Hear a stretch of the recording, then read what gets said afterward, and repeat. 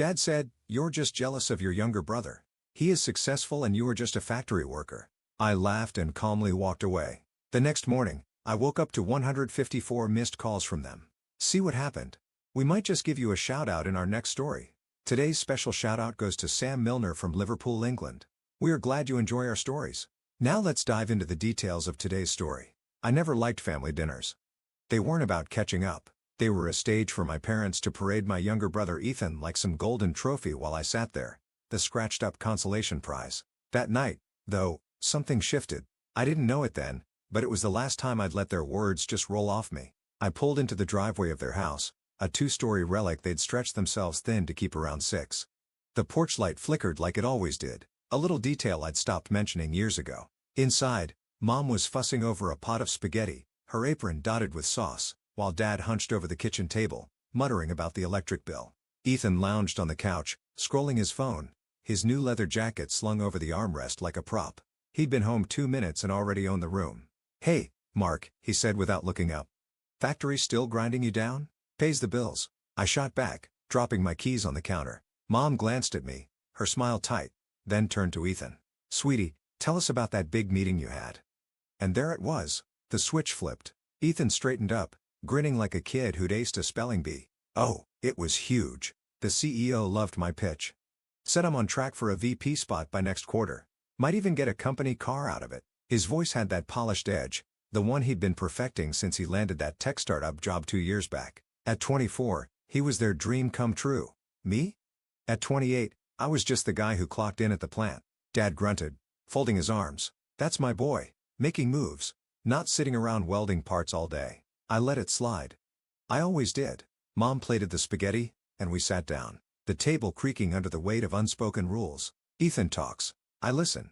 He launched into a story about some investor dinner, name-dropping people I'd never heard of, his hands waving like he was conducting an orchestra. I forked my food, nodding when it felt right, but my mind wandered to the overtime I'd pulled that week. 12-hour shifts, sore hands, and a paycheck that didn't lie. It wasn't glamorous, but it was mine. Then I made the mistake of opening my mouth. "Got a raise today?" I said, casual, like it was no big deal. Foreman said I've been solid on the line. Mom blinked at me, then turned to Ethan. "That's nice, honey." "Ethan, what about that bonus you mentioned?" Ethan smirked. "Yeah. About that. $5. Just for closing a deal last month. Bought this watch with it." He flashed his wrist, the silver glinting under the kitchen light. "You should see the looks I get at the office." Dad chuckled, proud as hell. I chewed my spaghetti, the taste flattening in my mouth. My raise was $2 an hour, hard-earned, but it wouldn't buy a watch. It'd keep my rent paid though, and that was enough for me. The night dragged on, Ethan's voice filling every gap. I stayed quiet, picking at my plate until Dad leaned back in his chair, eyeing me like I tracked mud on his floor. "You ever think about doing more, Mark? Ethan's out there killing it, and you're, what, still hauling steel." "Somebody's gotta make the world run," I said, keeping my tone light. It was my go-to shield, the one I'd worn since high school when they started pinning their hopes on Ethan's straight A's and my B's got shrugs. Dad snorted. "Yeah, well, you're just jealous of your younger brother. He's successful, and you're just a factory worker." The words hit like a slap, but I laughed. Not a bitter laugh, just a short, sharp one that surprised even me. It echoed in the room, cutting through Ethan's latest brag about a corner office. Mom froze, her fork halfway to her mouth. Ethan raised an eyebrow like I'd finally lost it. Dad just stared, his jaw tight. I stood up, chair scraping the floor. "Yes, I am," I said, voice steady. "Night, everybody." I grabbed my keys and walked out, their silence chasing me to the door. No yelling, no apologies, just the of the TV fading as I stepped into the night. Back at my apartment, I kicked off my boots and sank onto the couch. The place was small, cluttered with tools and takeout boxes, but it was mine. No loans, no lies, just a life I built. I scrolled my phone, ignoring the buzz of a late call from Ethan. Probably wanted to gloat some more. I let it go to voicemail, figuring I'd deal with him tomorrow. Lying in bed, I replayed Dad's words. Jealous? Maybe once, when Ethan got the scholarship and I got a toolbox. But now, I had my hands, my job, my quiet. Ethan could keep his spotlight. I didn't need it. Still, that laugh stuck with me, replaying in my head like a warning I didn't yet understand. I fell asleep with the TV flickering, some late nighted about car insurance droning on. The world felt normal then, steady. But by morning, those 154 missed calls would tell me it wasn't. That dinner wasn't just another jab. It was the last time they'd see me as just anything. I woke up to my phone buzzing like a chainsaw.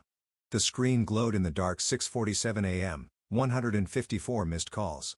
My stomach dropped. Nobody calls that much unless someone's dead or the world's ending. I rubbed my eyes, squinting at the log. Mom, Dad, Ethan, repeat. Voicemail stacked up like a bad debt. I hit play on the first one, Mom's voice shaking through the speaker.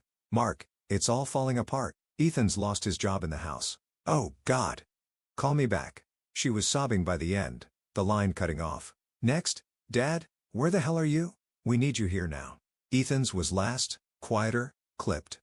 Mark, it's bad. Just come over. I sat there, phone in hand, trying to piece it together. Last night, Ethan was king of the world. Dad was throwing punches at me. And now this? I yanked on yesterday's jeans, grabbed my keys, and headed out. My truck rattled to life, the engine coughing like it knew something I didn't. The drive to their house took 15 minutes, but it felt longer. My brain spun. Job loss? House trouble? What tied it all together? I pulled up to see Mom pacing the front lawn, her hair a mess, Dad's old Buick still in the driveway.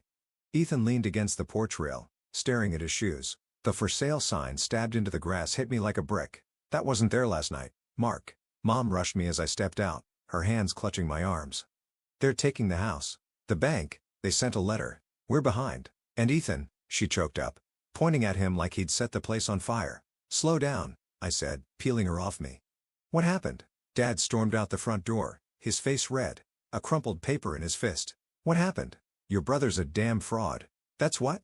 His big shot company tanked, and he's got nothing. Ethan flinched, but didn't look up. It's not my fault. The investors pulled out. Someone leaked fake numbers and fake numbers.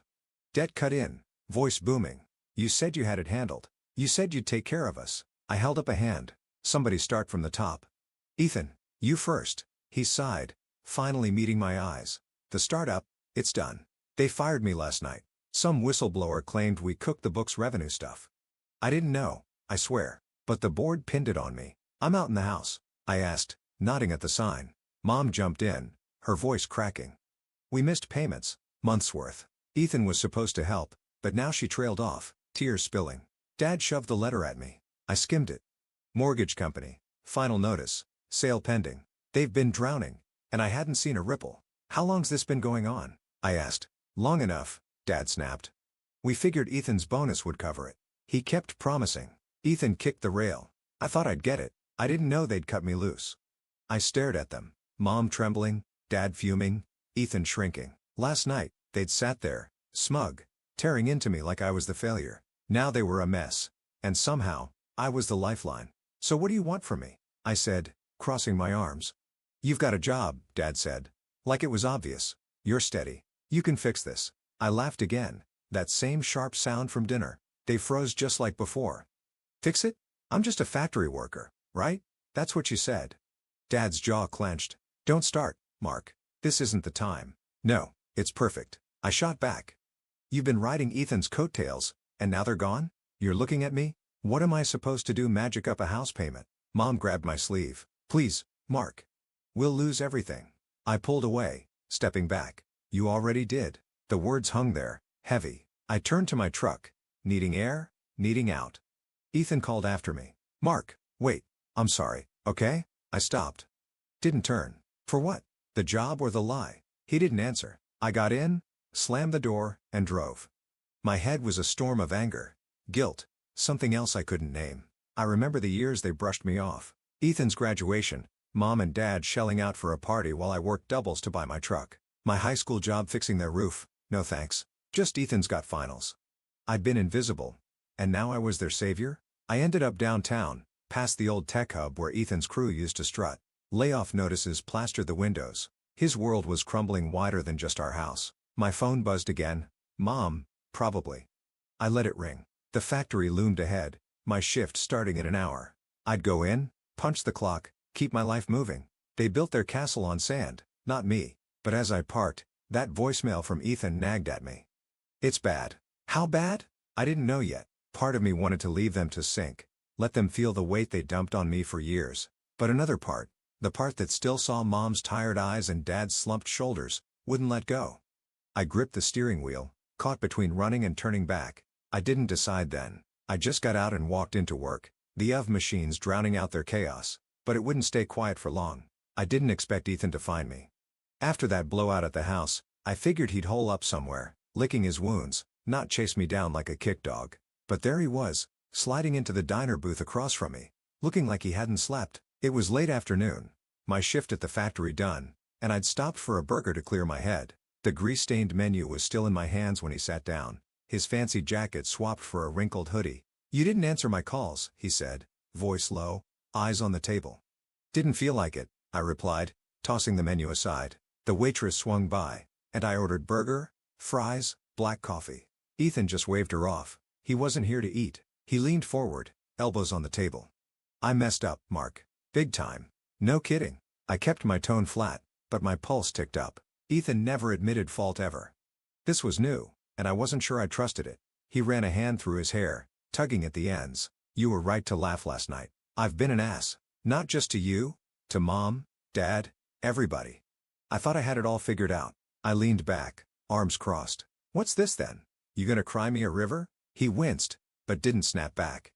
"I envied you," he said. So quiet I almost missed it. "All this time, I envied you." That hit me sideways. I stared at him, waiting for the punchline, but his face stayed serious, pale, hollowed out. "You're full of it," I said. "You've got the job, the car, the watch. I'm the one punching a clock." "Had?" he corrected, bitter. "I had those things, and they didn't mean squat. You've got something real, steady, solid." I was running on fumes, pretending I was some hotshot. The startup was a pressure cooker, Mark. I faked half the crap I told Mom and Dad just to keep them off my back. I didn't say anything. The waitress dropped my coffee and I gripped the mug, letting the heat burn into my palms. Ethan kept going like he'd been holding it in too long. "I told them I'd cover the mortgage," he said. "After that bonus, I thought I'd keep raking it in. But the company was a house of cards, fake numbers, shady deals. I didn't cook the books, but I didn't ask questions either. When it crashed last night, they made me the fall guy. Fired me over a damn email." "So you lied?" I said, cutting through his ramble. "To them, to me, to everybody." He nodded, slow. "Yeah, and now they're screwed because of me." I took a sip of coffee, letting that sink in. Mom's tears, Dad's rage, that for sale sign. It wasn't just bad luck. It was Ethan's ego crumbling and taking them down with it. "Why tell me now?" I asked. "Because you're the only one who might listen," he said. "Mom's a wreck. Dad wants to kill me. You're the one who's always there, even when we treat you like garbage." I snorted. Nice timing on figuring that out. He didn't argue. We sat there. The diners hummed, filling the silence, forks clinking, some guy laughing at the counter. I thought about the years he'd strutted past me, Mom and Dad hanging on his every word. Now he was begging for my ear, and I wasn't sure I wanted to give it. I drove to the factory after, needing the noise of the line to drown him out. The place was alive, guys shouting over the clang of steel, machines roaring. Word was spreading about the tech bust downtown. Half the town was reeling. My coworker Pete clapped me on the shoulder as I clocked in for a quick overtime stint. "Good thing we're still standing. Those startup punks are toast." "Yeah," I said, managing a grin. "Solid's not so bad." The foreman caught me later, pulling me aside. "You're doing good, Mark. Supervisor spot's opening. Think about it. We need guys like you." I nodded, surprised. "I'll think it over." It wasn't a watch or a corner office, but it was something. More than that, it was mine. Earned, not handed. Driving home, Ethan's words gnawed at me. Envy from him? I'd spent years swallowing their jabs, building my life brick by brick while he soared. Now he was grounded, and I was still standing. Part of me wanted to rub it in, let him stew. But Mom's voice from that voicemail "will lose everything" kept cutting through. I passed their house on my way, the for sale sign glowing under a streetlight. My chest tightened. Back at my apartment, I paced, keys jingling in my hand. They built their mess, not me. I could walk away, let him figure it out. Dad's pride, Ethan's lies, Mom's blind faith. But I saw her clutching my arm.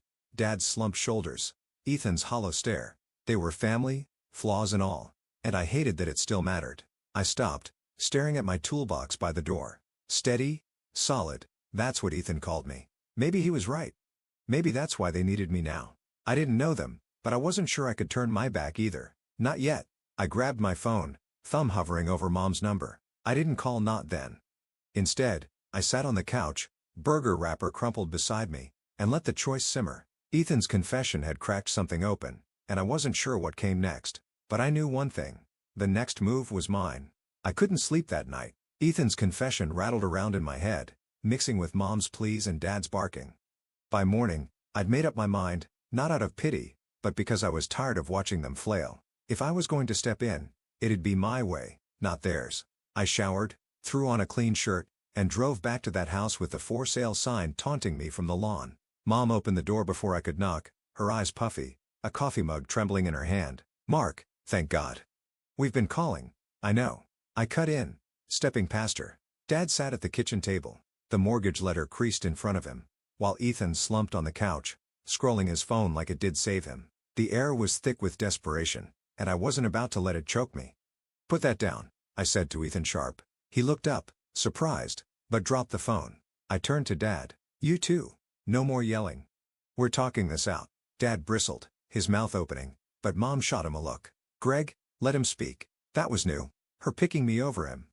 He shut up, arms crossed. I laid it out fast. "I've got savings. $5 from overtime and cutting corners. My raise kicks in next month, and the factory's offering me supervisor. I can talk to the bank, see if they'll renegotiate the mortgage. But I'm not bailing you out for free." "What's that mean?" Dad asked, eyes narrowing. "It means I move in," I said. "We split the payments, me, you, Mom. Ethan gets a job, pulls his weight. No more handouts, no more promises. That's the deal." Dad laughed, short and bitter. "You're moving in, bossing us around in our own house. It's not yours if the bank takes it," I snapped back. "You've been coasting on Ethan's lies, and I'm the one with cash and a paycheck. You want to keep this place?" "This is how." Mom clutched her mug tighter. "Mark, we're sorry. We didn't mean to save it," I said, softer but firm. "I don't need apologies. I need you to say yes or no." Ethan piped up, his voice shaky. "I'll do it. I'll work. Whatever you need." Dad glared at him. "You? Work? You couldn't hold a job with a leash?" "Enough," I said, slamming my hand on the table. The sound cracked through the room, and they all flinched. "I'm not asking Ethan to run the world. I'm asking him to show up. And you?" I pointed at Dad. "Stop acting like you're above this. You're not." Silence hit hard. Mom nodded, first slow like she was testing the water. "Okay, Mark. We'll try." Dad didn't budge, his jaw tight, but he didn't fight either. That was as good as I'd get. I grabbed my keys. "I'll call the bank. Be ready to sign whatever they send." The meeting was at noon. I walked into the branch downtown, my work boots thudding on the tile, feeling out of place among the suits. The loan officer, a guy named Harris with a clipboard and a tired smile, pulled up their file. "For months behind," he said, tapping his pen. "Sales set for next week unless you've got a miracle." "I've got $5 and a steady job," I told him, sliding my pay stubs across the desk. "Union gig, supervisor track. I'm moving in, splitting costs. Can you rework it?"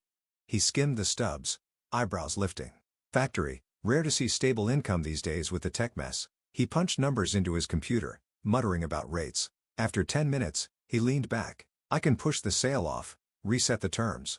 You cover the $5 up front, keep payments current. We're good, but it's tight, Miss One, and it's over." "I won't miss," I said, signing where he pointed. My savings were gone in a pinstroke, but the house was safe for now. Back home, my old home, I guess Ethan met me at the door. "You did it." "Yeah," I said, brushing past. "You're starting at the factory. I vouch for you. Entry level, third shift. Don't screw me over." He swallowed hard. "I won't." "Thanks, Mark." "Don't thank me yet," I said. "Prove it." Dad stayed quiet as I hauled a duffel bag into my old room upstairs. The wall still had my high school posters, Metallica, a faded Mustang ad. I unpacked, finding an old photo under the bed. Me and Ethan, maybe 10 and 6, grinning at a lake with fishing poles. I stared at it, the edges worn, wondering where those kids went. Mom knocked, peeking in. "We're grateful, Mark." "Really?" I set the photo down. "Just stick to the plan." She nodded, backing out. That cornered me later in the hall, his voice low. "I don't like this, you running things, but I'll play along."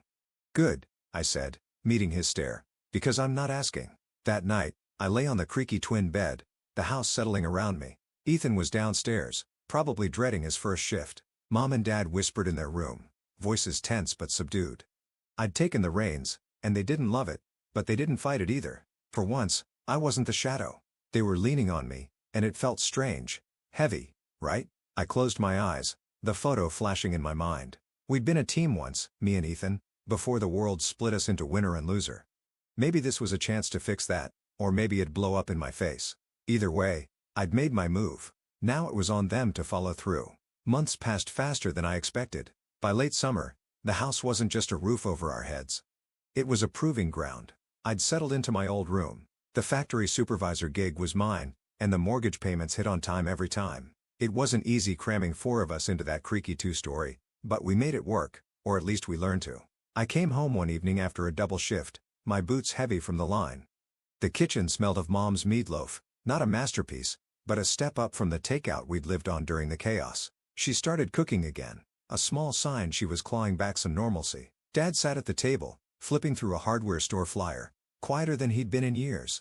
Ethan was out back, laughing with a neighbor over something dumb, a rare sound that didn't grate on me anymore. "Food's ready," Mom called, setting a plate in front of me as I dropped into a chair. "Long day?" "Long enough," I said, digging in. She smiled, faint but real, and I caught a glimpse of the mom I remembered from before the Ethan show took over. Ethan shuffled in his factory polo smudged with grease. Third shift had roughed him up, dark circles under his eyes, hands calloused like mine now, but he hadn't quit. I'd half expected him to bail after a week, but he stuck it out hauling steel on the graveyard crew. "Hey," he said, grabbing a plate, "Foreman said I'm off probation. Might get days soon." "Good," I replied, keeping it short. I didn't need to say more. He knew what it meant. He nodded, sitting across from me, and for once, we ate without the old tension sparking up. Deb broke the silence later, clearing his throat. "We need to talk, Mark." I set my fork down, bracing myself about. He shifted, uncomfortable. "Everything. The house, Ethan, you. I was wrong pushing him, cutting you down. I thought he'd be the one to pull us up, but it was you." I stared at him, waiting for the catch. Dad didn't do apologies. He barked orders or grumbled complaints, but his eyes stayed on mine. Steady, no bluff. "Took you long enough," I said, not letting him off easy. He smirked. "Just a flicker." "Yeah, well, I'm stubborn. You got that from me." Mom jumped in, her voice soft. "We both messed up, Mark. I kept comparing you two, thinking Ethan Shine meant more." "I'm sorry." I leaned back, crossing my arms. "I don't need sorry. I needed you to see me." "We do," she said, quick. "You saved us." I didn't argue. They weren't wrong. I pulled the house out of the fire, turned Ethan's free fall into a soft landing, but it wasn't about saving them anymore. It was about proving I wasn't just anything.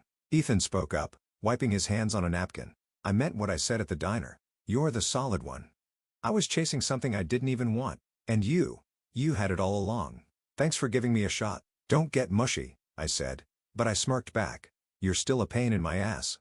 He laughed, and it felt lighter than it had in years. We finished dinner, the clink of plates filling the room, and I realized something. This was us, stripped down, no more illusions. Messy, flawed, but real. The town had shifted too. The tech bus left empty offices downtown, but the factory hummed stronger than ever. Guys like Pete started calling us the backbone, not the leftovers. My supervisor role came with a bigger paycheck, enough to keep the house afloat and stash a little aside. Ethan's old startup buddies were scrambling for jobs. He dodged that bullet, thanks to me. Later, I stepped onto the porch, a beer in hand. The sun was dipping low, casting long shadows across the yard. Ethan wandered out, leaning on the rail beside me. "You ever think we'd end up here?" he asked. "Nope," I said, taking a sip. "Thought you'd be some CEO, and I'd be the grunt forever." He chuckled. "Guess we flipped the script." "Guess we did." I glanced at him. Still my little brother, but not the kid who'd outshone me. We found a balance, him grinding at the factory, me steering the ship at home. Inside, Mom and Dad's voices drifted out, arguing over a TV show, normal stuff. I let it wash over me, the sound of a family that had bent but hadn't broken. I dragged us through the mess, not because I had to, but because I could. They leaned on me now, and I didn't mind the weight. Ethan nudged me. "You're good at this, holding it together." "Somebody's gotta be," I said, staring out at the street. A neighbor waved, and Ethan waved back, grinning like an idiot. I shook my head, but I was smiling too. The beer was cold, the night calm. I wasn't just a factory worker anymore.